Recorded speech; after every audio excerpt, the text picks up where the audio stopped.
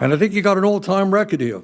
You've made more misstatements in a shorter period of time than I have ever heard. Please correct Well, me, if I'm because worth it's $8 all million, public. excuse me. It's all public. Excuse me. Yeah, go ahead. All right? Excuse me. Yes, sir. If I'm worth $8 million, that's good news to me.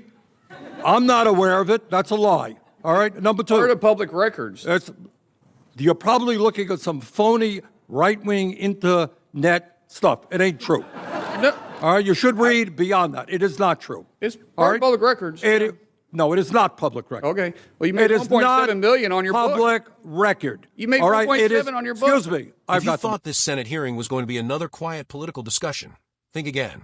Grab a cold drink, get comfortable, and stay with me, because Senator Markwayne Mullin just put Bernie Sanders on the spot over what he called hypocrisy. Before we break it all down, hit that like button, subscribe to the channel, and let's get into it. Why is it that he's corrupt and you're not? Why is it that all CEOs are corrupt because they're wealthy, and yet our chairman, who is wealthy, and I'm glad you are, you're not? Guys, the government's role is to create an environment for entrepreneurs, for go-getters, for world changers, to be successful in life.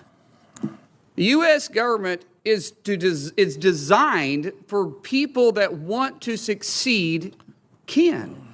We can go out and achieve anything that we choose to.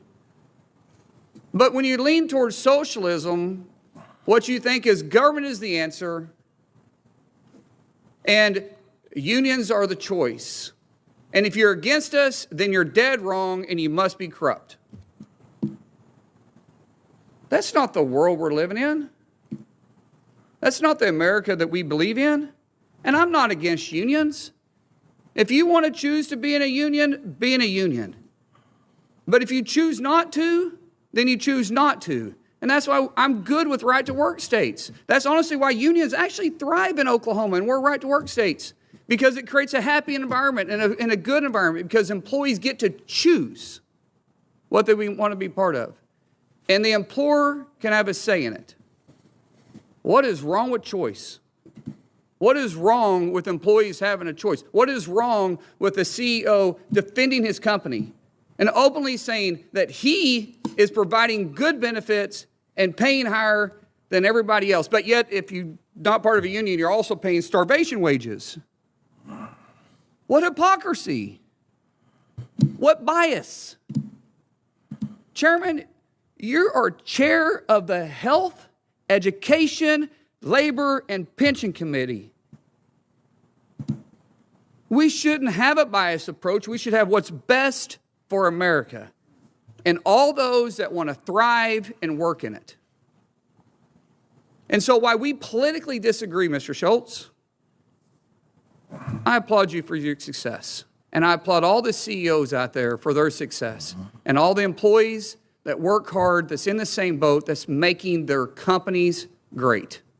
Thank you. Thank you. Thank you. Well, let me respond. The senator did mention my name, I think. And I think you got an all-time record here. You've made more misstatements in a shorter period of time than I have ever heard. Please correct Well, me, if I'm because worth it's $8 all million, public. excuse me. It's all public. Excuse me. Yeah, go ahead. All right? Excuse me. Yes, sir. If I'm worth $8 million, that's good news to me. I'm not aware of it. That's a lie. All right? Number two. Part of public records. You're probably looking at some phony right-wing internet stuff. It ain't true. No, All right? You should read beyond that. It is not true. it's All part right? of public records.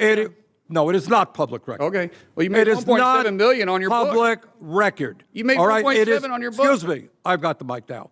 Number you not two, make the statement I that if have you want to the be a mic millionaire? now. I've got it. Did you had not your make time. that statement? You had your time. Okay. All right? You're not telling the truth. Second of all, you got no evidence that I have ever said that all CEOs are corrupt. I have never, ever said that. Probably not all, but every then time you talk probably about not, then CEOs, you do shouldn't say that. Say it. Furthermore, what this hearing is about is whether or not you talk about being pro-union. Really, what this hearing is about is whether workers have the constitutional right to form a union. The evidence is overwhelming, not from me, but from the National Labor Relations Board, is that time after time after time, despite what Mr. This hearing Schultz. centered around Starbucks, unions, workers' rights, and the ongoing dispute over whether employees should be able to organize without interference. But Senator Markwayne Mullin took the conversation in a much broader direction. Mullin argued that the hearing was already leaning heavily against the company and questioned whether the committee was really looking at the issue objectively.